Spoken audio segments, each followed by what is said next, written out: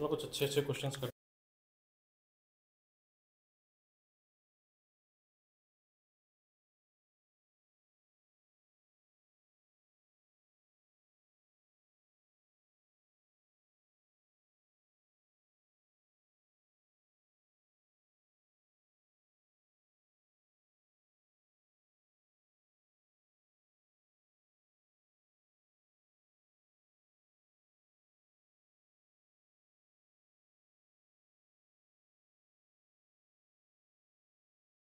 Hello hello hello.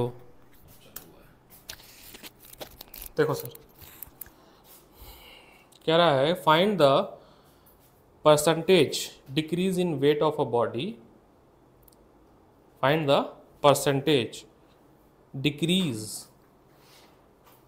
Of a body when taken 16 kilometre below the surface of earth. Earth की surface से अगर हम 16 kilometre below the surface of earth आते हैं, मान लो यहाँ पे वेट होगा, वेट ऑन सरफेस, और यहाँ पे हो गया weight on depth. Find the percentage, कितना परसेंटेज डिक्रीज होगा। Take the radius of earth, take the radius of earth is 6400 kilometre. Take the radius of earth is 6400 kilometre. What happened to the weight of body when it taken to center of earth? दूसरा, पहला statement ये होगा कि आपको निकालना है यहाँ पर कितना परसेंटेज ऑफ लॉस हो रहा है, मतलब कम हो रहा है वेट। दूसरा, अगर आप इसको वेट ऑब्जेक्ट को जहाँ पर रखा हुआ था अभी आपने यहाँ रख दिया, अब अगर आप सेंटर पर ला रख दोगे तो क्या हो जाएगा वेट? जीरो। क्यों होगा सेंटर पे जीरो? क्योंकि वहाँ पे जी जीरो होता है। और वेट का फॉर्मूला क्या होता है? Mass into acceleration. मास तो सेम ही रहना कहीं पे भी, तो हमारा मेन काम है जी निकालना, जी एट डेप्थ निकालना, जी एट डेप्थ निकालना। तो जी एंड डेप्थ क्या होता है? जी 1 माइनस डी अपॉन आर। यही था ना फॉर्मूला, यही था फॉर्मूला। तो आपका हो जाएगा जी 1 माइनस 16 अपॉन 64,000। दोनों किलोमीटर किलोमीटर है, मीटर भी कर सकते थे बट वो कट जाएगा। कन्वर्ट किस में करना होता है? मीटर में। लेकिन वो कैंसिल आउट करेगा, ऊपर भी 10 पावर 3 नीचे भी 10 पावर 3 कैंसिल आउट हो जाएगा। ठीक है, तो ये आपका आ जा रहा है 399 अपॉन 400 जी, है ना? बोलो हाँ, है ना? स्टार्टिंग में जब जी था तो वेट था mg, अब जीडी आ गया इतना, मतलब ये तो डिफरेंस हुआ, इतना कम हो गया ना पहले से।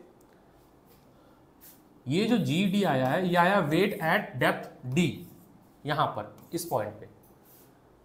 और परसेंटेज निकालने के लिए क्या चाहिए होता है? परसेंटेज अगर आपको चाहिए तो डिफरेंस चाहिए होता है। क्या चाहिए होता है? डिफरेंस।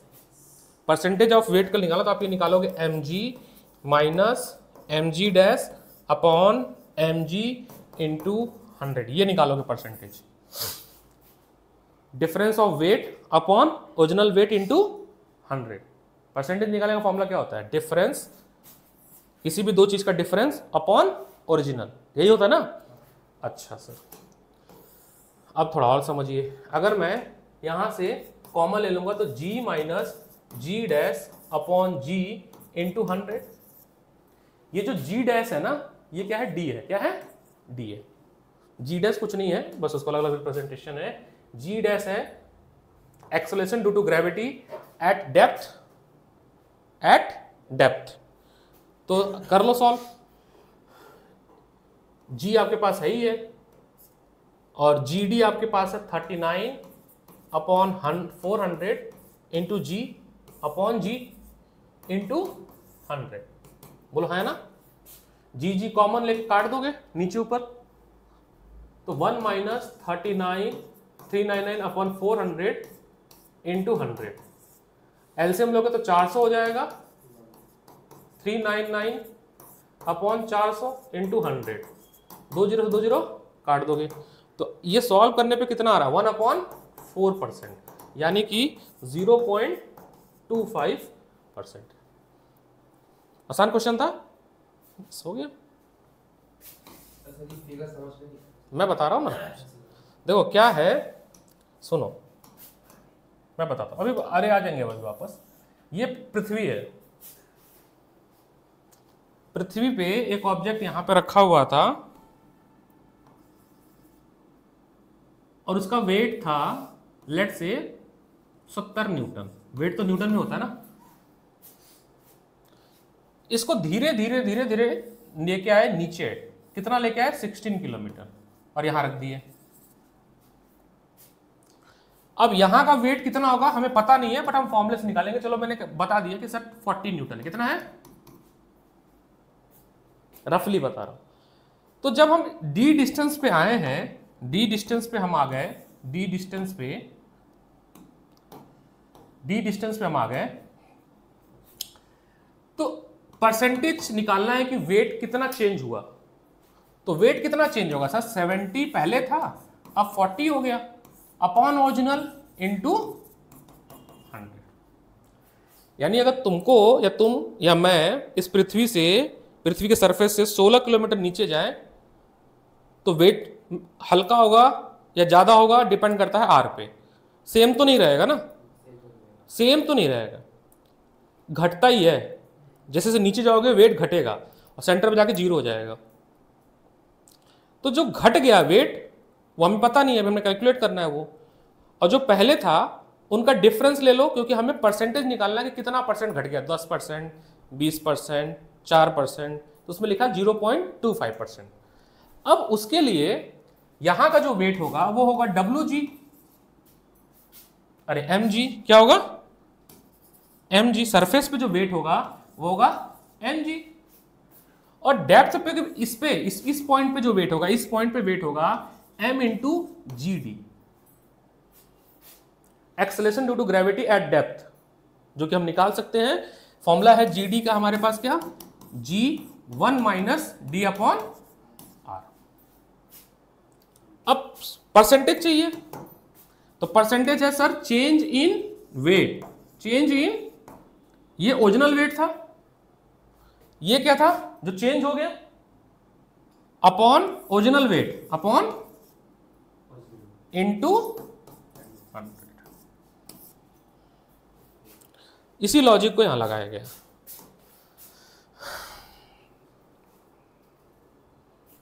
अच्छे अच्छे क्वेश्चंस हैं ये।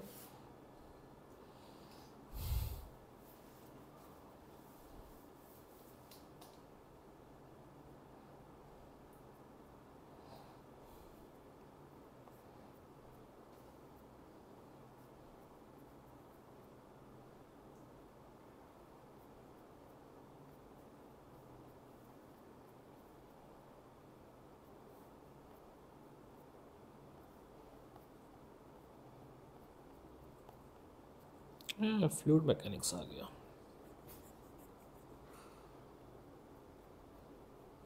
ऐसे चला लो, गर्मी हो रहा है ना, थोड़ा चला लेते हैं ऊपर कर थोड़ा देर।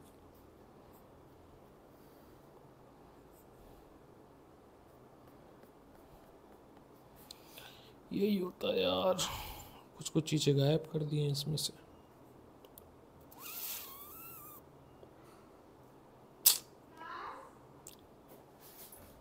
विकास सर क्लास लेने गए हैं।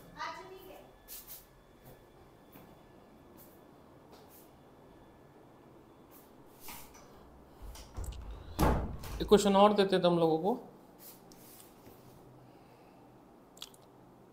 थोड़ा बनाता हूं, देखूं बनता है कि नहीं बनता मेरे से। बना रहे हैं नया क्वेश्चन। स्क्वायर ट्राइंगल तो देख लिया था हमने कि ट्राइंगल के कोने पे मास रखा था और हमने ये नेट फोर्स निकाला था किसी एक पे, दोनों की वजह से। और स्क्वायर पे रखा था तो तीनों को वजह से किसी एक पे निकाला था। अगर रेक्टेंगल ले लेते हैं हम, if we take a rectangle, try करते हैं कि होता है कि नहीं होता है। लेट्स टेक अ रेक्टेंगल, ठीक है, ये ए है, ये 2a है, डबल है उसका, लेंथ क्या है, डबल है। ये कॉर्नर है A, B, C and D. हमें क्या करना है, net force calculate net gravitational force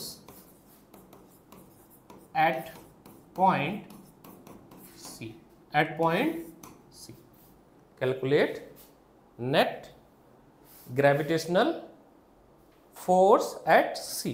तुम लोग ट्राई करो 5 मिनट, फिर मैं बताता हूँ।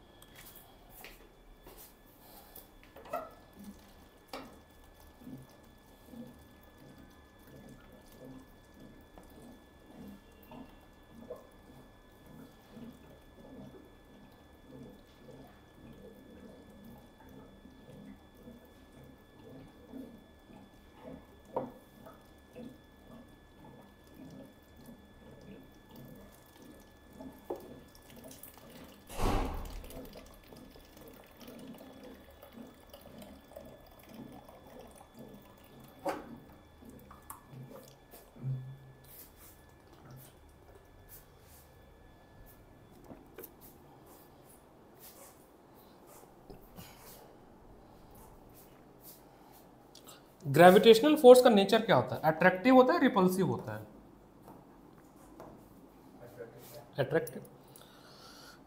तो सी पे ए के द्वारा जो फोर्स लगेगा उसका डायरेक्शन ये होगा, ये है force on C due to A. Force on C due to A, अपनी तरफ खींचेगा। इसमें थोड़ी सी तुम्हें समस्या देखते ना हो,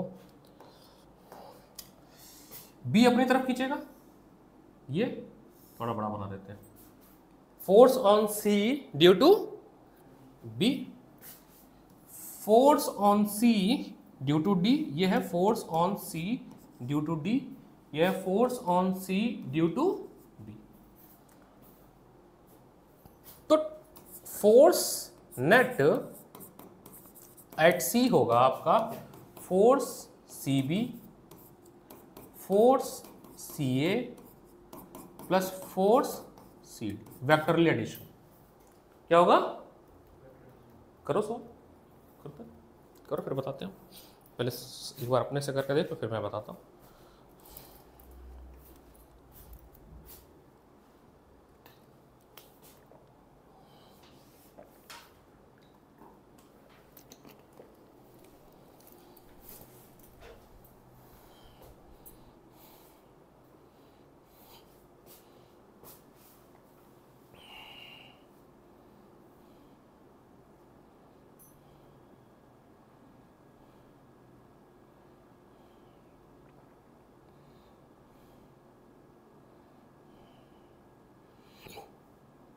दो बच्चे आज एब्सेंट होंगे।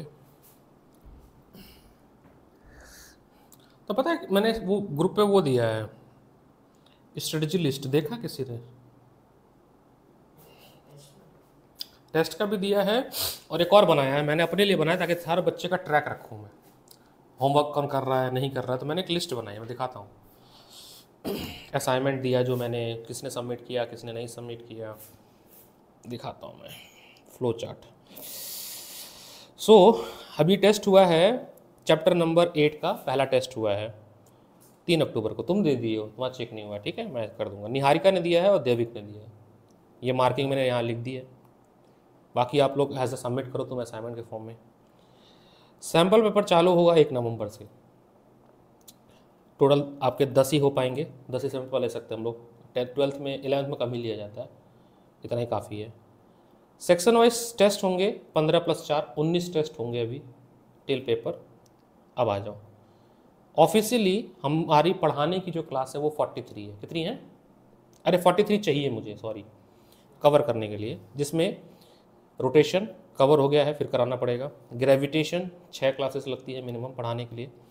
अच्छा ये तो मेरी शेड्यूल है, और ग्रुप पे देखना एक शेड्यूल और डाला CBSE का, इसका डबल है, वो मैंने उसका हाफ किया है।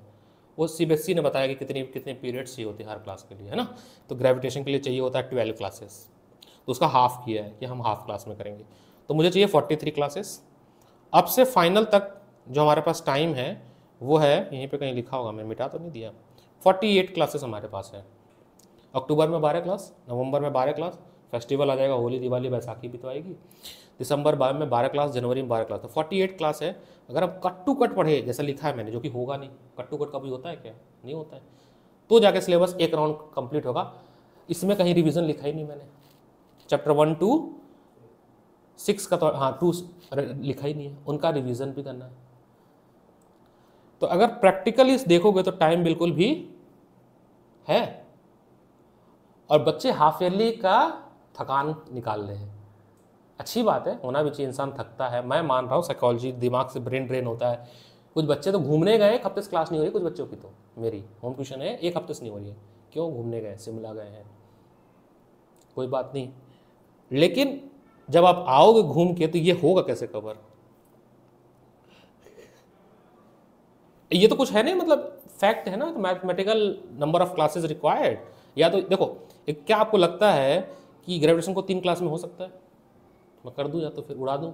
नहीं हो सकता ना, 6 में भी नहीं होगा। आज 4थी क्लास है पता है ग्रेविटेशन की, और अभी हम आधा भी नहीं खत्म किए। ये मैंने बनाया है टीचिंग के लिए कि कैसे कैसे ट्रैक रखना है, कब कब क्या क्या करना है, बच्चों का यहाँ पर लिखना है कौन सा टेस्ट कैसे है, थोड़ा मैं एक ट्रैक बनाऊं। जो लोग नहीं दिए उनका नाम नहीं आ रहा, मतलब पुष्कर ने सबमिट करेगा तो उसको एज असाइनमेंट काउंट किया जाएगा। रिया ने अभी तक भेजा नहीं, मैंने बोला था उसको भेजने के लिए। तो समय बिल्कुल भी नहीं है, सही बताओ तो ये फैक्ट है। ये तुम लोग खुद बैठ के स्टडी एनालिसिस करना कि अब से 8-9 चैप्टर पढ़ना है और 4 ही महीने हैं हमारे पास, है ना? उसी में दिवाली आएगी, कहीं दशहरा में जाना होगा, तो बड़ी समस्या होगी। 15 मतलब 14, एक को छोड़ दिया, 2 से शुरू हो रहा है ना, तो 15 है। सेकंड बुक आसान है, बट आसान है तो भी तो नंबर नहीं आता है। आसान होने से क्या हुआ, मतलब बल्क प्रॉपर्टी ऑफ मैटर को आसान बोला जाता है, सॉलिड लिक्विड गैस को आसान बोलते हैं, बट फिर भी तो नंबर नहीं आता है। थर्मोडायनेमिक्स में भी नहीं आता है लोगों का नंबर, वेव में तो आता ही नहीं है नंबर। वेव जो है ऑसिलेशन और वेव टॉपिक जो है वो दोनों में नंबर नहीं आते बच्चों के, आसान होने के बाद भी। आसान तो सब है, पूरी फिजिक्स आसान है, नंबर नहीं आता ना, बात ये है। उसके पीछे कई रीज़न भी है, एक सिंसियरिटी की रीज़न भी है। अभी एक एक क्लास इतनी इंपॉर्टेंट है जब मैं बता नहीं सकता हूँ कितना इंपॉर्टेंट है, उसकी वैल्यू समझो। आज देखो 3 लोग एब्सेंट होंगे, देविक आएगा 7:15 तक आएगा, 7:15 तक आ सकता है क्योंकि केमिस्ट्री आता है। रोटेशन और ग्रेविटेशन सेकंड जो हमारा पेपर होने वाला, उनमें ये 2 चीज़ टफ है, रोटेशन भी टफ है और ग्रेविटेशन भी टफ है, ये दोनों ही टफ है, ये दोनों ही परेशान करेगा बच्चों को। अच्छा सर देखो, बाकी वैल्यू वगैरह तो हम बाद में निकालेंगे, पहले वेक्टर तो समझ लें। इस वेक्टर को समझना, ये जो वेक्टर बना हुआ है, ये 2 वेक्टर, एक FCB और एक FCD, क्या इनके लेंथ सेम है? नहीं, एक का लेंथ 2a है और एक का लेंथ a है, तो ये इक्वल तो नहीं होंगे। ये तो पहली बात, इक्वल नहीं होंगे। इनके बीच में एंगल कितना है? 90 डिग्री, तो इनका रिजल्टेंट जो जाएगा वो एंगल बाइसेक्टर से नहीं जाएगा। एंगल बाइसेक्टर से कब जाता है? जब ये दोनों इक्वल हो। तो यहां पर जो f इनका जो रिजल्टेंट आएगा, f रिजल्टेंट आएगा, f डैश जो आएगा वो आएगा रूट में, देखना सर, FCD का स्क्वायर, बहुत ट्रिकी सवाल होने वाला है ये, FCB का स्क्वायर, पूरा J लेवल का सवाल होने वाला है, plus 2FCD FCB cos 90। cos 90 0 होता है, पक्की बात। तो ये तो चलो चला गया, हमारा काम आसान हो गया, लेकिन ये रूट में रह जाएगा। देखो अगर इक्वल होता तो 2f स्क्वायर हो जाता, तो f स्क्वायर बाहर आ जाता, 2f रू। देखो जब ये इक्वल होते हैं, मैंने आपको बताया था, एक जब 2 फोर्स होंगे, ये F1 होगा और ये F2 होगा, और ये बराबर होंगे किसके? किसी के बराबर मान लो f पे, तो जो नेट आएगा, f नेट आएगा, वो आएगा 2√f। ये तो हमने सीखा है, क्योंकि F1 1 F2 स्क्वायर है ना, तो 2 हो जाता है ना, हाँ कि ना?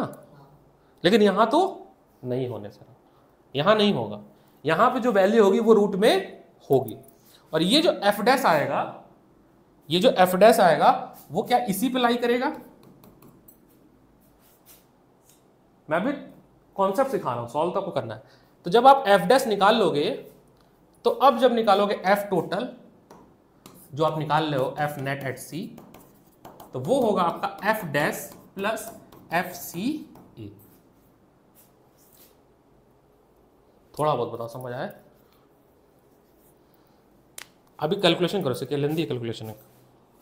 अब जैसे हम सॉल्व करें, अगर हम सारा फोर्स लिखने की कोशिश करें, ला सभी पहले सारा फोर्स लिखते हैं। देखना, सारा फोर्स यहाँ पे लिख रहा हूँ मैं। पहला फोर्स लिखने जा रहा हूँ मैं, force on C due to B। क्या लिखूंगा बताना, थोड़ा सा हेल्प करना। कैसे लिखते थे? G है ना, मास, अच्छा इन सब पे मास m है, ठीक है, ग्रेविटेशनल फोर्स लगा रहा है ना, तो मास क्या होगा, m तो देना पड़ेगा, तो हो जाएगा m square m1 into m2 upon distance का स्क्वायर, डिस्टेंस का स्क्वायर, तो डिस्टेंस का स्क्वायर है a square. Force on C due to D जब लिखूंगा तो G m स्क्वायर 2a का स्क्वायर होगा, तो हो जाएगा 4a square. Force on C due to A जब लिखूंगा तो ये डिस्टेंस क्या होगी बताओ, पाइथागोरस थ्योरम से इसको डायगोनल लेना पड़ेगा हमें, पाइथागोरस थ्योरम लगाना पड़ेगा, तो ये हो जाएगा G m स्क्वायर और AC का स्क्वायर, बोलो हाँ ना, तो हमें AC निकालना पड़ेगा, तो AC आएगा आपका रूट में a square plus 4a square यानी 5a स्क्वायर, यानी कि a रूट 5, तो a रूट 5 आएगा, तो gm square upon a root 5 का whole square that is gm square a square 5। तो ये तो हमने अभी फोर्स निकाला है ना, सारे एक एक। अब बहुत अच्छा क्वेश्चन है, हरकच्चे उड़ जाएंगे दिमाग के, ऐसे रैंडमली बनाया मैंने इसको, कहीं देखा होगा या तो मैंने, या तो नहीं होगा, ऐसे ही बना। अब FCD ये रहा सर, FCD FCB ये रहा सर, है ना, और उनको लाके यहां रखो, करो सॉल्व, पूरा एक एक्सप्रेशन फॉर्म बनेगा।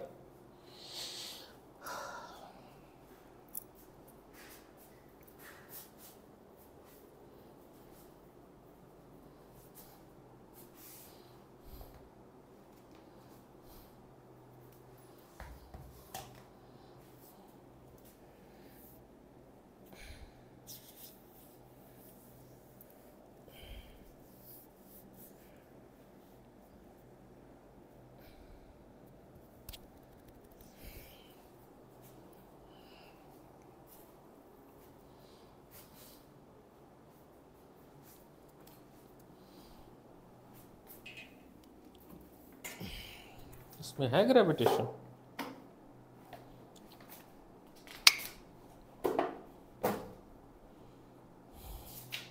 पार्ट 2 में होगा, पार्ट 2 थी मेरे पास, पता नहीं कहाँ चली गई।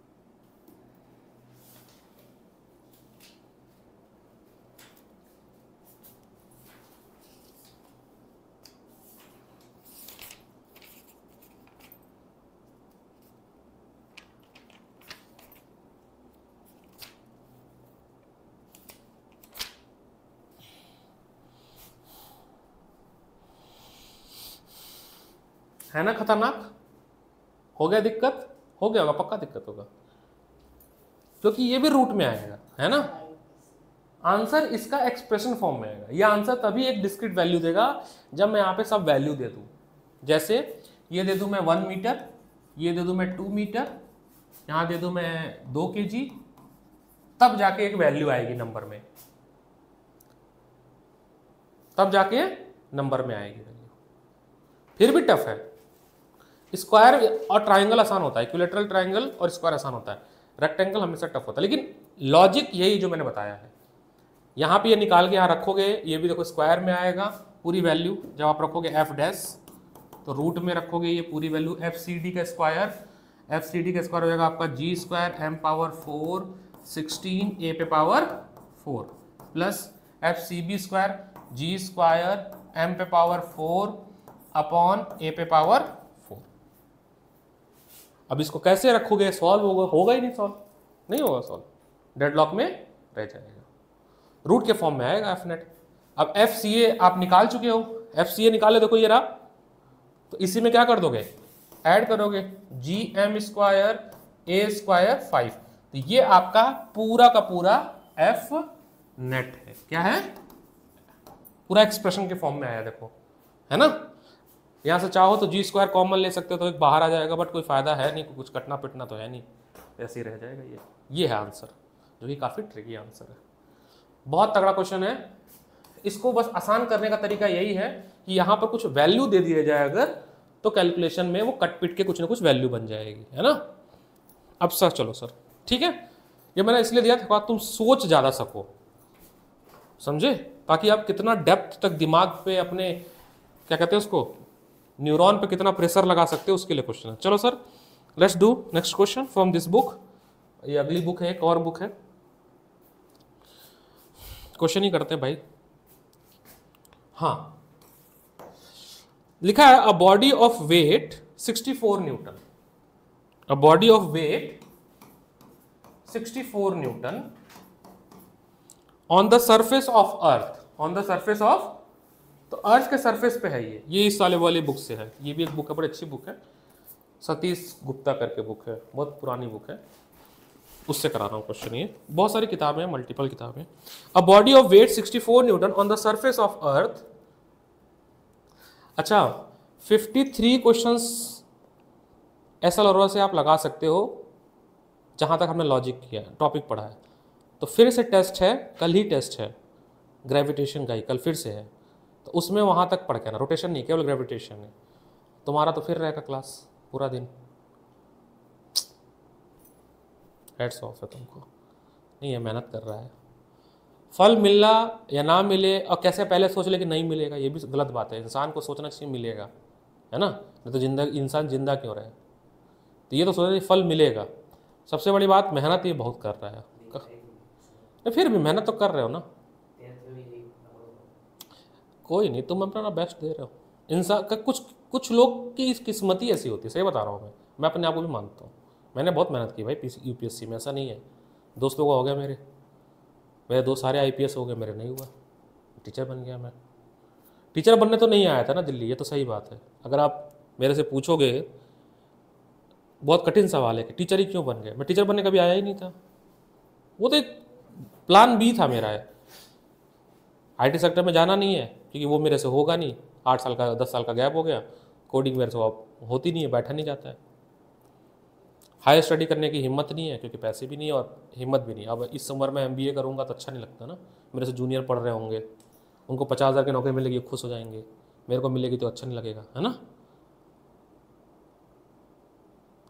वापस आईटी सेक्टर में जाएंगे तो वो काम नहीं हो पाएगा, यूपीएससी निकला नहीं, तो एक ही एक काम में इतना ज्ञान है, तो या तो यूपीएससी वालों को पढ़ाओ, मैं तो हर चीज़ पढ़ा लिया, एसएससी भी पढ़ाया, यूपीएससी भी पढ़ाया, है ना, एकेडमिक्स भी पढ़ा रहा हूँ, तो टीचिंग में आके वो होता है, तो कोई दिक्कत नहीं, लेकिन फिर भी पॉजिटिव रहना है। A body of weight 64 newton on the surface of earth, what is the gravitational force on it due to the earth at height equal to 1/3 of radius of earth.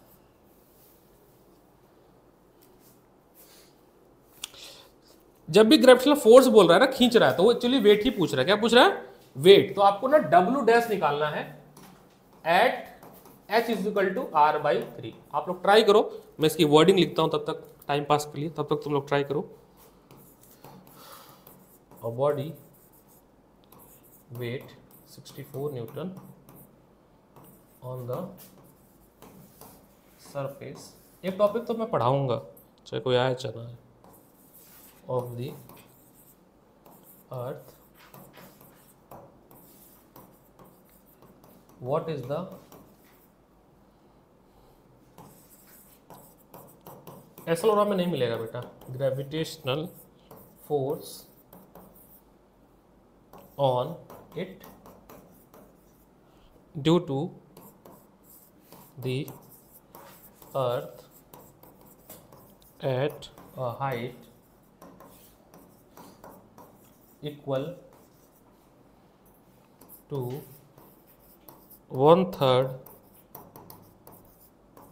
Of the. लेकिन एक बात ये भी सत्य है, जो बच्चे मेहनत करते हैं ना, मतलब जो मान उनके हिसाब से फल नहीं मिल रहा है ठीक है, बट कभी बहुत भयंकर फल मिलता है। एक दोस्त था मेरा दीपक यादव करके, तो उसको हम लोग आर्यभट्ट बोलते थे स्कूल में। हमारा अच्छा खासा ग्रुप था, दीपक था, 2-4 बच्चे और थे। दीपक की खास बात क्या थी कि सब लोग एक साल में अगर मैथ पढ़ते थे तो 3 महीने मैथ पढ़ लेता था वो, ये उसकी प्लस पॉइंट था। बाकी सब्जेक्ट में वीक था, मैथ वो 3 महीने में लगा लेता था, चाहे वो 9th का मैथ हो, चाहे वो 10th का मैथ हो, और चाहे 11th का। और दूसरी अच्छी हैबिट क्या थी उसकी, तो फिर वो पढ़ाता भी था हम लोगों को, ये हमने उससे सीखा था। तो हम लोग क्या करते थे, 10th में जाते थे कोचिंग किसी टीचर के पास। हम 3 दोस्त थे, दीपक था, शशि था, एक और सुधाकर था, ऐसे 3-4 दोस्त थे हम लोग, मतलब ग्रुप था 4-5 बच्चों का, अच्छे बच्चों ग्रुप था। तो हम लोग जाते थे टीचर के पास, हम बोलते सर हम लोग 5 लोग हैं, आपकी कितनी फीस होती है ट्यूशन की। उस समय उस हिसाब से जो रेट था, मतलब 200 रुपये पर आवर था उस समय, ऐसे ही रहेगा। आज 500 था, उसमें 200 था। हम सब लोग मिलके आपको 300 दे देते हैं, सारे बच्चे मिलके। टास्क ये है, आप ले लो मेरे से 6 महीने की फीस ले लो, 7 महीने की फीस ले लो, हमें 3 महीने में पढ़ा दो। तब गर्मी छुट्टी बहुत बड़ी होती थी, अभी जैसा हाल नहीं होता था। हमारे पास अप्रैल, मई, जून, जुलाई ये छुट्टी का ही महीना होता था। स्कूल नहीं चलते थे इसमें, सीबीएसई बोर्ड की बात बता रहा हूँ। तो अप्रैल से लेकर जुलाई तक का जो समय होता था, और जब स्कूल खुलता था उससे पहले हमारा मैथ का सिलेबस डन होता था। ये भी बात नहीं है कि अतिशयोक्ति अलंकार नहीं लगा रहा हूँ कि हम लोग सारा क्वेश्चन करते थे। अतिशयोक्ति अलंकार समझते हो ना, बढ़ा चढ़ा कर बताना, तो वो भी नहीं था कि हमने सारा ही लगा लेते थे, सारा नहीं लगा पाते थे। एनसीईआरटी ऑलमोस्ट कर लेते थे, और आर डी शर्मा के PYBQ सेलेक्टेड क्वेश्चन करते थे, वही आज तक मैं कराता हूँ। सोचो 2007 में जो पढ़ा था हमने, उसी कॉन्सेप्ट आज भी पढ़ा रहा हूँ मैं, उसी पेडागोजी पे। इतना पसंद है वो पेडागोजी। 2007 में मैंने 10th किया, 2009 में मैंने 12th किया, तब से आज तक वैसे ही चल रहा है, उसी सिस्टम से पढ़ा रहा हूँ मैं। फिर पूरे साल हम लोग क्या करते थे कि स्कूल में चल रहा है चैप्टर तो हम लोग पढ़ चुके हैं, पूरे साल हमारा रिवीजन होता था, और हम टीचर से आगे रहते थे। मैथ ही में हो पाता था, बहुत किसी में नहीं, क्योंकि हमारे पास मैथ का आर्यभट्ट था। वो लोग बहुत अच्छा था पढ़ने में, उसने हम लोग के साथ तैयारी की, नहीं निकला उसका 12th के बाद। फिर उसने ड्रॉप लिया तो भी नहीं निकला उसका। अब किस्मत देखना, वो हार मान जाता। कभी मेरे को प्रोफाइल मिलेगा तो मैं लिंक्डइन से उसको दिखाऊंगा, मैं उसको छोड़ देना चाहिए, फिर तो गिव अप कर देना चाहिए, है ना। मैं पहुंच गया था और भी दोस्त अलग अलग जगह पहुंच गया था, वो कहीं नहीं पहुंचा। हिम्मत देखना उसकी। वो बीटेक करता है मैकेनिकल इंजीनियरिंग से, प्राइवेट कॉलेज से, नोएडा में कॉलेज है, यूनाइटेड कॉलेज, ठीक ठाक कॉलेज है, बट ढंग का अब बिगड़ गया, तब अच्छा नाम था। उसके 5 कॉलेज है टोटल, बीटेक इन मैकेनिकल। आज VMware नाम की एक कंपनी है, बहुत बड़ी कंपनी है, इतनी बड़ी जितनी बड़ी माइक्रोसॉफ्ट है। वो हार्डवेयर बनाती है और प्रोसेसर बनाती है। VMware बहुत बड़ी कंपनी है, VMware। मतलब IIT में आती है तो 40-50 लाख का पैकेज देती है ये, मैं दिखाता हूँ। VM ये रही,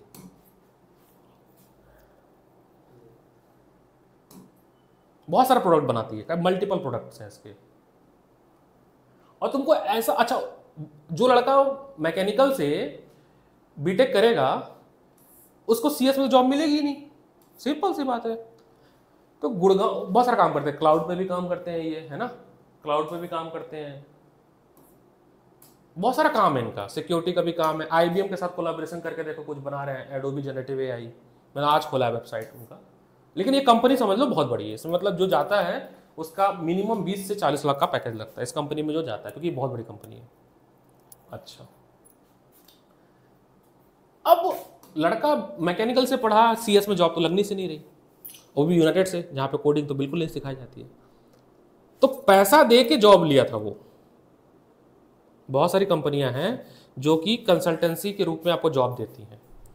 तो उसने 1.5 लाख रुपए दिए थे, तब उसकी जॉब लगी थी। सोचो, प्राइवेट जॉब लेने के लिए कोई पैसा देता है? नहीं। रेयरेस्ट लोग, गवर्नमेंट के लिए दे देते हैं, चलो 10 लाख देते हैं, 20 लाख, घूस हो गया ना एक तरह से।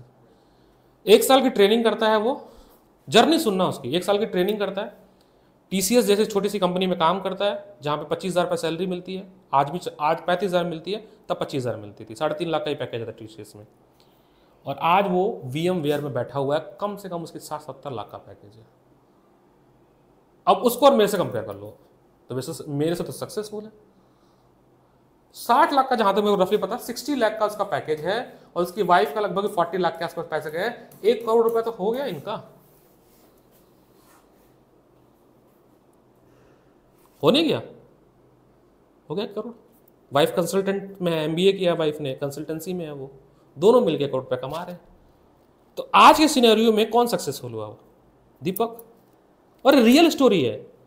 कभी तमीज से मैं अपना फेसबुक खोलूंगा, उसका लिंक्डइन वगैरह भेजूंगा, तुम देखना। और उसने मचाया है, आज के लैंग्वेज में बोलो तो मैं। और ऐसे बहुत एग्जाम्पल है, ये तो एक एग्जाम्पल है जो मेरे पास, ऐसे 1000 एग्जाम्पल होंगे। ऐसे हमारे साथ एक लड़का पढ़ता था, ठीक ही ठाक था, नॉर्मल था, उसकी जॉब वॉब नहीं लगी, तो डिप्रेशन में चला गया। 1 साल घर पे था, जॉब वॉब लगी नहीं उसकी, 1 साल घर था वो।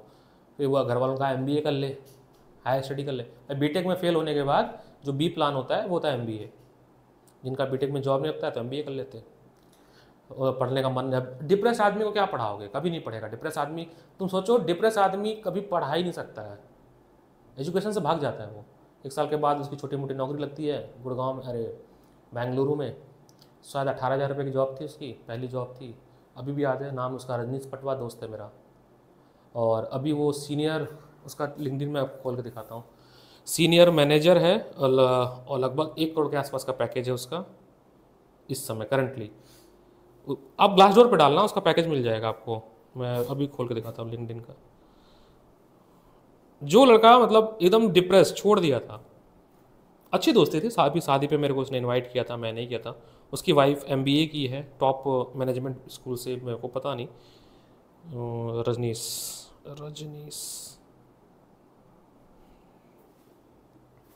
आजा भाई, रजनीश। नेट ही नहीं चलता है, कुछ दिखाना हो, बच्चों को मोटिवेट करना हो तो आता तो नेट में ही खत्म हो जाता है। देख रहे हो कैसे चल रहा है। तो लगभग 1 करोड़ के आसपास उसका पैकेज है रजनीश पटवा का। और उसकी वाइफ भी बहुत बड़ी कंपनी में कंसल्टेंट है MBA करने के बाद। वो भी, पटवा जी कहाँ हो आप? उसका भी लगभग ऐसे 70-80 लाख का पैकेज उसका भी है, 70 लाख। तो हस्बैंड वाइफ मिलकर कितने का कमा रहे हैं? 1.5 करोड़। शादी हुई थी तो वो फ्लैट लिया था 4 करोड़ रुपए का बेंगलोर में। 2 साल में भर देगा? नहीं भरेगा? बताओ, आराम से भर लेगा वो। नेट नहीं चल रहा है तो ये ठीक है, करते रहो, है ना। ये रहा, ये दोस्त है मेरा रंजिश पटवा। इसका जाके सैलरी डालना, SSE मतलब सो होता है सीनियर सॉफ्टवेयर इंजीनियर बोलते हैं उसको। टेक्नो 2020 से है, 4 साल हो गया है। इस आप जो मेरी जब बात हुई तो उसने अपना पैकेज मुझे बताया था। इसकी जो पहला सैलरी था, बहुत ही कम सैलरी शुरू हुई थी, बहुत ही कम। आज बहुत आगे है, बहुत ज़्यादा आगे है। हायरिंग वायरिंग करता है ये पूरा, इस लेवल पे है, किसी को जॉब दे सकता है। अब लेकिन आपका वो लेवल भी होना चाहिए जॉब देने के लिए। ऐसा नहीं कि मैं मांग लो भाई मेरे को जॉब दे दे, तू तो किसी को भी दे सकता है ना भाई। तुम्हारे अंदर वो क्वालिटी भी होनी चाहिए तो दे सकता है ना वो। मेरे साथ पढ़ा है, इसकी प्रोफाइल देख लिया आप लोगों ने? देख लिया ना। अब मैं इसको दिखाता हूँ। अब मेरे साथ बात नहीं करता हूँ मैं मोस्टली पुराने जितने भी दोस्त हैं उनसे मैं दूरी हो गया हूँ। पटवा जी कहाँ हो आप?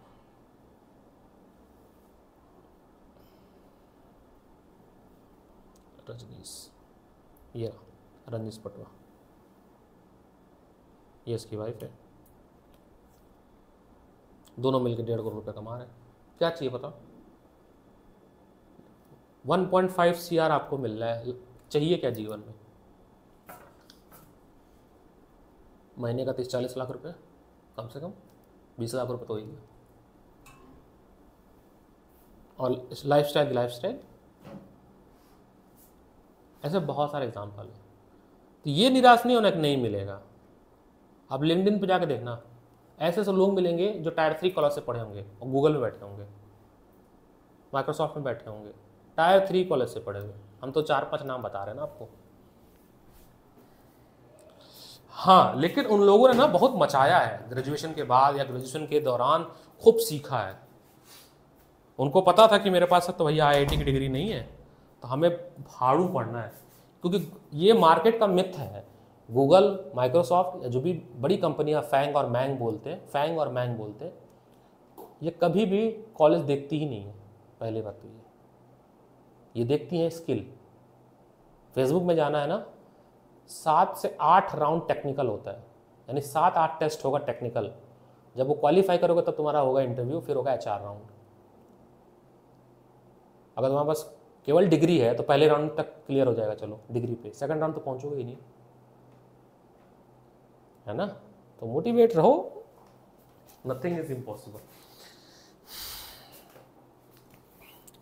ठीक है। तो एक्चुअली ये जो वेट दिया है वो आपको mg दिया है। क्या दिया है? mg 64 Newton. तो अब जिस सरफेस पे जाना है, h पे जाना है, तो यहां पे gh होगा, कुछ अलग होगा ना। तो यहां के लिए आप निकालोगे WH, तो वो होगा mgh होगा, पोटेंशियल एनर्जी नहीं। ठीक है, mg सबस्क्रिप्ट h। तो GH निकालना पड़ेगा। तो GH के लिए हम फॉर्मूला लगा देंगे। हमारे पास है फॉर्मूला एक, ऊपर गया कि नीचे गया? ये ऊपर गया है ना, ये ऊपर गया है, नीचे नहीं गया है, तो प्लस वाला लगेगा। कौन सा लगेगा? प्लस वाला। तो H is equal to G R square R plus h, या होल स्क्वायर पूरे का ही होता था। ये फॉर्मूला था ना हमारे पास, एक ये फॉर्मूला है ना हमारे पास। तो इससे मदद से हम GH निकाल लेते हैं। तो चलिए निकाल लेते हैं, हो गया ये सवाल।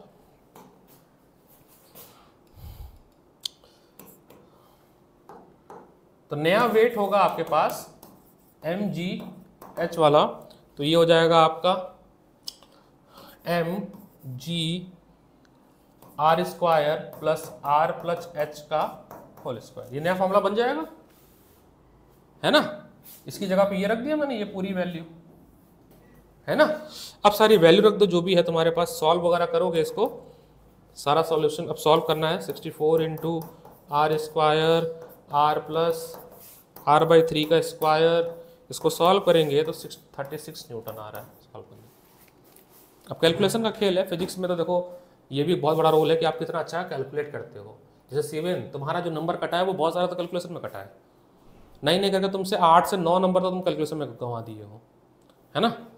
क्योंकि एज अ टीचर हम समय बचाने के लिए यहाँ पे कैलकुलेट नहीं करते हैं, बट तुम्हें कैलकुलेशन सीखना पड़ेगा, है ना।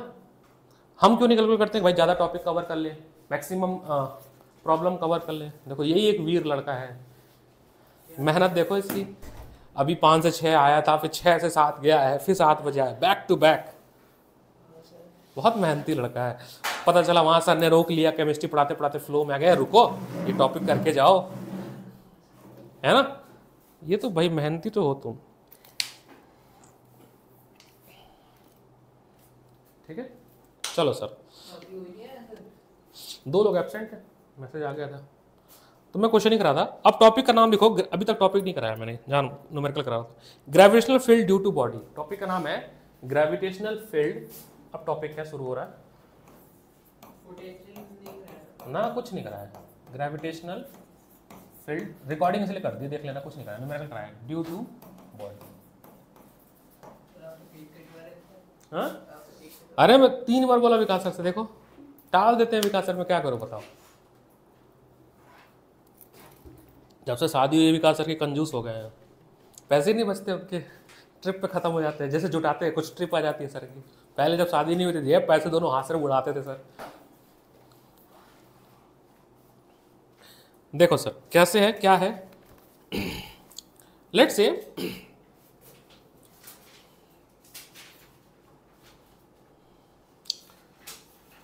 इसका अगर मैं डेरिवेशन बताऊं तो हमें ग्रेविटेशनल फील्ड को कैपिटल ई से रिप्रेजेंट करते हैं, और ये होता है आपका force upon area, force upon mass, force upon mass. यही होता है। ग्रेविटेशनल फील्ड क्या होता है? Force per unit mass. यहाँ पे स्मॉल m क्या है? टेस्ट चार्ज है। क्या है? टेस्ट चार्ज है।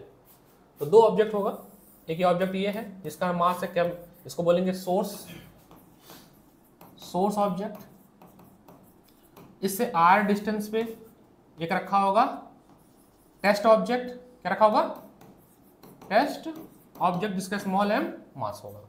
तो इनमें जो फोर्स लगेगा वो लगेगा G(m)m(r²), ये लगेगा ना। इसको लाके यहाँ रख देंगे, तो जब रखेंगे तो E = हो जाएगा आपका G(m)/r², क्योंकि स्मॉल m से स्मॉल m कट जाएगा, स्मॉल m से स्मॉल m कट जाएगा।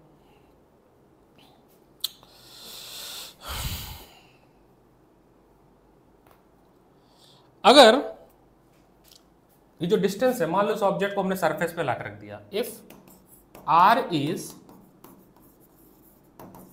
Radius of earth, r is radius of, इसको हमने यहां लाकर रख दिया, सरफेस पर रख दिया। भाई पृथ्वी का साइज वैसे ही बहुत बड़ा, उससे कुछ डिस्टेंस के थोड़ा सा ना के बराबर ही होगा।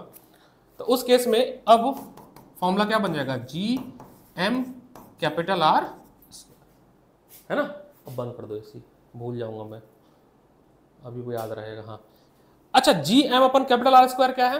Acceleration due to gravity. तो इलेक्ट्रिक कह रहा हूं, gravitational field intensity at the surface of earth is nothing is equal to acceleration due to gravity. Acceleration due to gravity, surface acceleration due to gravity.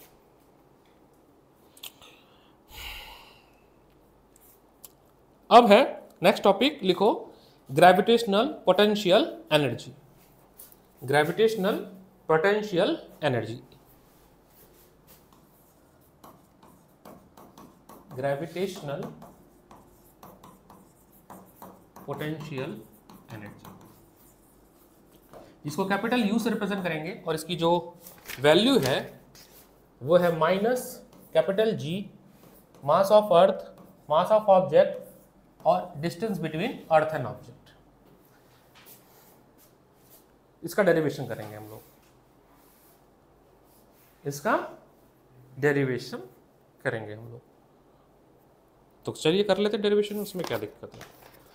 देखो potential energy किसी भी body में क्या होता है, हमने पढ़ा है वर्क एनर्जी में, जो अमाउंट ऑफ वर्क डन होगा वही स्टोर होगा ना। जो अमाउंट ऑफ वर्क डन होगा वही स्टोर होगा in the form of potential energy. बोलो हाँ है ना।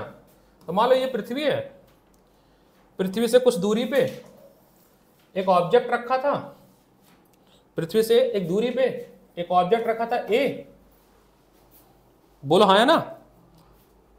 और इसकी डिस्टेंस स्टार्टिंग में जो है सेंटर से x है, पृथ्वी की रेडियस r है, पृथ्वी का मास m है, कैपिटल M, ऑब्जेक्ट का मास स्मॉल m है, और हमने उसको A से B मूव किया। भाई पृथ्वी खींचेगी ना F फोर्स अपनी तरफ, पृथ्वी अपनी तरफ इसको खींचेगी, G(m)m(x²) से खींचेगी अपनी तरफ, खींच रही है। तो हमने A से B मूव कर दिया और लेट से dx डिस्टेंस मूव किया। अगर फोर्स भी लग रहा है और डिस्टेंस भी मूव किया तो क्या बनेगा? Work done. क्या बनेगा? तो फोर्स इंटू dx क्या बनेगा? Work done. ये तो पढ़ा हमने। वर्क डन क्या होता है? Force into displacement. तो A से B जब मूव करोगे तो उसमें थोड़ा सा वर्क डन होगा, क्या? dw। बोलो हाँ है ना। तो कितना होगा ये होगा आपका G(m)m(x²) dx। बोलो हाँ ना। अगर मैं इसको लाते यहां ला दूं, टोटल वर्क डन ला दूं मैं, total work done, total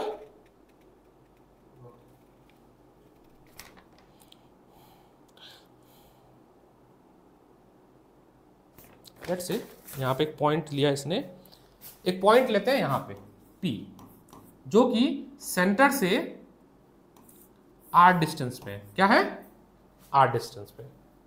A से लेके धीरे धीरे धीरे धीरे हम पी तक लेके आते हैं इसको, और एज्यूम करो कि ए जो है वो इन्फिनिटी पे है। क्या है? एज्यूम कर रहे हैं कि ए क्या है। तो अगर मुझे टोटल वर्क डन चाहिए तो मैं इंटीग्रेट कर दूं इस वर्क डन को इन्फिनिटी से लेके आर तक। मेरे को चाहिए work done at point p, at point. तो टोटल वर्क डन निकल जाएगा तो हम हो सकता है ना काम हमारा, बोलो हाँ ना।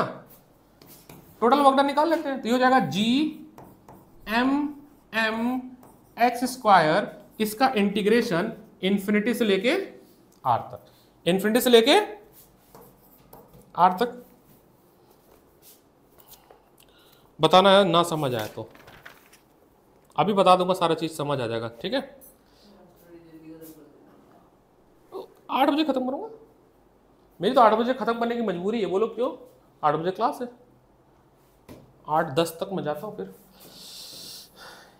जो टीटीएस का शेड्यूल है ना, जस्ट 8 बजे क्लास है, इसके बाद तो वहाँ 8:10 से पहुँचता हूँ जहाँ विकास सर जाते हैं।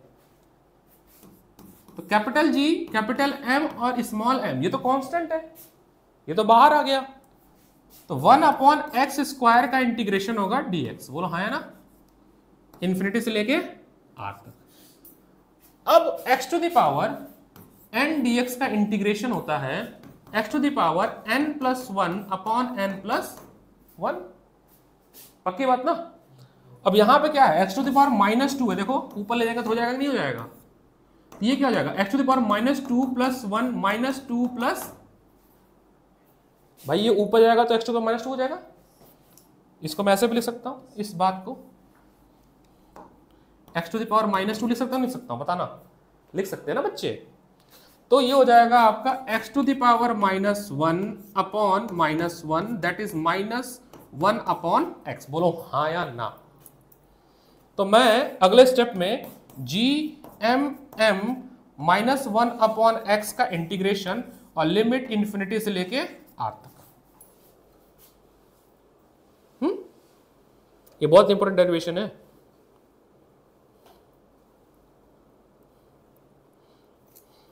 ठीक है, हाँ। अब सुनना सर, अब अपर लिमिट रखेंगे फिर लोअर लिमिट। बोलो हाँ ना। तो अब अपर लिमिट रखेंगे तो -1/r, फिर माइनस माइनस प्लस 1/∞, जो कि 0 हो जाएगा, जो कि, तो ये आपका आ गया formula -G capital M small m upon r। बताना कहीं पे भी थोड़ी भी समस्या हो तो बताना। ये निकला आपका potential energy at point P। At point P कोई भी जनरल पॉइंट है, आप कहीं पे भी निकाल सकते हो, केवल ऐसा नहीं कि केवल P पे निकालना था। आपका मन करेगा आप सरफेस पे आ जाओ, कोई दिक्कत नहीं है, आप सरफेस पे आ जाओ। ये क्या निकला, पोटेंशियल एनर्जी एट पॉइंट, अरे work energy, work at point. और भाई जितना वर्क डन होगा क्या वही पोटेंशियल एनर्जी होगा? Therefore, the amount of work done is equal to potential energy. तो U is equal to -G mass of earth, mass of object is x, केवल R, केवल R, स्क्वायर नहीं, केवल R। तो पोटेंशियल एनर्जी जो है वो इनवर्सली स्क्वायर लॉ को फॉलो करता है। इनवर्सली स्क्वायर लॉ नहीं, नॉर्मल 1/x को, स्क्वायर को कौन करता है? Gravitational force. इस डेरिवेशन में कहीं दिक्कत हो तो मेरे से पूछ सकते हो।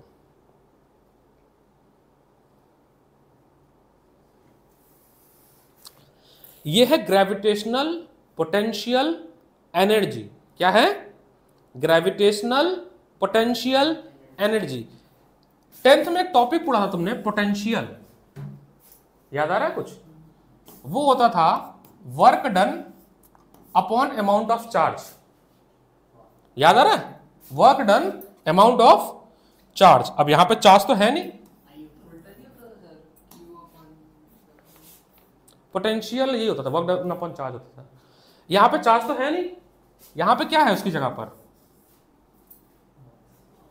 तो इस फॉर्मूले को बोलते हैं ग्रेविटेशनल पोटेंशियल।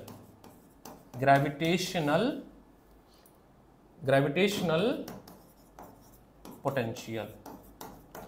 जैसे इलेक्ट्रिसिटी में हमने पोटेंशियल पढ़ा था, पोटेंशियल डिफरेंस पोटेंशियल, वैसे यहां पे होता है ग्रेविटेशनल पोटेंशियल, जो कि होता है work done upon mass. Work done upon mass. Mass किसका? टेस्ट चार्ज का। किसका? इसलिए स्मॉल m लिखा है मैंने। मास ऑफ, यहां पर चार्ज नहीं है तो टेस्ट मास होगा। क्या होगा? ये सब कुछ इलेक्ट्रिसिटी चैप्टर में 12th में पढ़ेंगे, इसलिए मेरे को ओवरलैप हो रहा है, टेस्ट चार्ज बोल रहा हूं क्योंकि वहां पर टेस्ट चार्ज बोलते हैं। तो v का फॉर्मूला क्या बन जाएगा? जब ये वैल्यू रखूंगा मैं, यही तो है वर्क डन, बोलो क्या यही है वर्क डन ना? बोलो भाई। तो minus G capital M small m से स्मॉल m कट जाएगा अपॉन x। ये फॉर्मूला आ गया आपका ग्रेविटेशनल पोटेंशियल का। किसका आ गया? Gravitational potential. ग्रेविटेशनल पोटेंशियल का। अगर आपसे पूछा जाएगा ग्रेविटेशनल पोटेंशियल एट सरफेस, अगर पूछा जाए आपसे, तो कुछ नहीं है, इस x को, या जो r था ना, r आया था ना आंसर में, फॉर्मूले में r था। एट सरफेस पूछा जाए आपसे, ग्रेविटेशनल पोटेंशियल एट सरफेस पूछा जाए आपसे, तो स्मॉल r को रिप्लेस कर दोगे किससे? रेडियस ऑफ अर्थ से। तो v इज इक्वल टू आ जाएगा minus G capital M upon r। ये आपका पोटेंशियल होगा, gravitational potential at surface. At surface. दो टॉपिक मैंने एक ही में कंबाइन कर दिया। तो ग्रेविटेशन कैसे ही पढ़ना है, आप इंटरकनेक्टेड है ना टॉपिक्स। देखो 20 पे आ गए हम लोग, 8.20 पे आ गए, खत्म ही होने वाला। तो 6 क्लास लिखा था मैंने, आज चौथी क्लास है। 6 क्लास चाहिए होती है इसके लिए, आपको 12 क्लास चाहिए पढ़ने के लिए। इसमें कुछ स्पेशल केसेस दिए हैं एनर्जी के लिए। एनर्जी के लिए कुछ स्पेशल केसेस दिए हैं, कोई घबराने वाली बात नहीं है, पढ़ लेते हैं इसके। टोटल 4 केस हैं। The negative sign in equation 1 indicate that potential energy is due to gravitation is attractive in nature. Negative sign क्या बता रहा है? अट्रैक्टिव नेचर है, टुवर्ड द अर्थ खींच रहा है। ठीक है। सेकंड पॉइंट, अगर आर को इंक्रीज कर दिया जाए तो पोटेंशियल एनर्जी डिक्रीज करेगा, क्योंकि इनवर्स, ये देखो यू किसके है? इनवर्सली है। क्या है? इनवर्सली है, इसलिए डिक्रीज करेगा। अच्छा, ग्राफ भी जो बनेगा आर वर्सेस यू का, वो ऐसा बनेगा, डाउनवर्ड स्लोप बनेगा। घट रहा है ना, देखो डाउनवर्ड स्लोप बनेगा।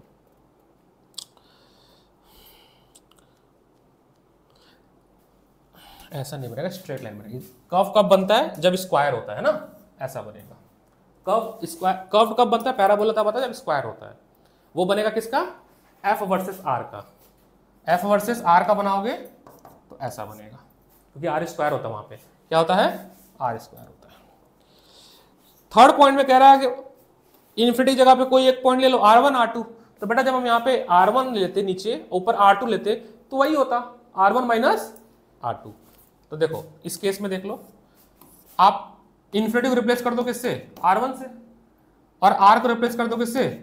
R2 से। तो इंटीग्रेशन तो यही करते ना, यही आता इंटीग्रेशन में, तो यही आता GMM माइनस 1 अपॉन एक्स। बस होता क्या, यहां पर हो जाता R1 और यहां पे हो जाता, तो पहले क्या रखते? R2 फिर R। तो आपके पास फॉर्मूला आता GMM, आपके पास फॉर्मूला आ जाता, फॉर्मूला आता GMM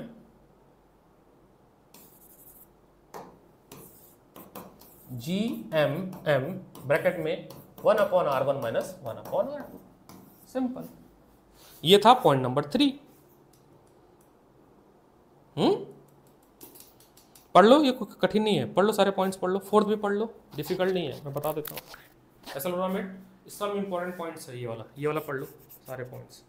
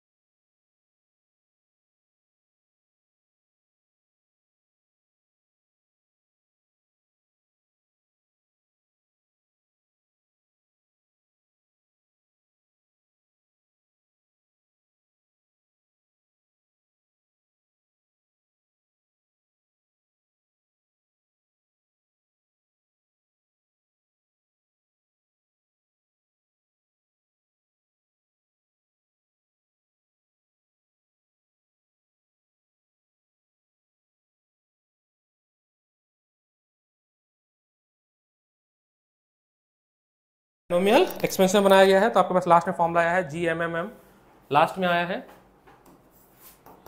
जी m m h upon r square. जो एच क्या है, अर्थ सरफेस से कितना ऊपर गए हो, अर्थ सरफेस से कितना ऊपर गए हो। जैसे ये है, ये पृथ्वी है, इसका रेडियस क्या है आर, इससे मान लो तुम एच हाइट पे गए हो, तो उस केस में जो पोटेंशियल एनर्जी का फॉर्मूला आएगा वो ये वाला आएगा, है ना। तो 52 क्वेश्चन पहले थे, मैं sequence wise question number check करने वाला हूं, ठीक है। और अब और जुड़ते हैं आपके 43 एग्जाम्पल हो गए, 6 और जुड़ जाते हैं, है ना, 7 जुड़ जाते हैं, मेरे में 7 है तो 59 और एग्जाम्पल भी तो आ गए कुछ, तो वैसे जोड़ा जाए तो 43 वो है। अब पहले कितने थे, 26 थे, 26 और 7 कितने हो जाएंगे, 26 और 7 कितना होता है, 26 एंड 7 31 33, तो 76 क्वेश्चन अब तक जो है एसल और से कवर हो रहा है। अगला टॉपिक है सैटेलाइट, जो कि हम अगले क्लास में ही कराएंगे। आप क्वेश्चंस करके आओ, आज तो पार्टी जाना होगा तुम्हें, कल टेस्ट तो दे नहीं पाओगे तुम, है ना, सैटरडे संडे रहते नहीं हो तुम।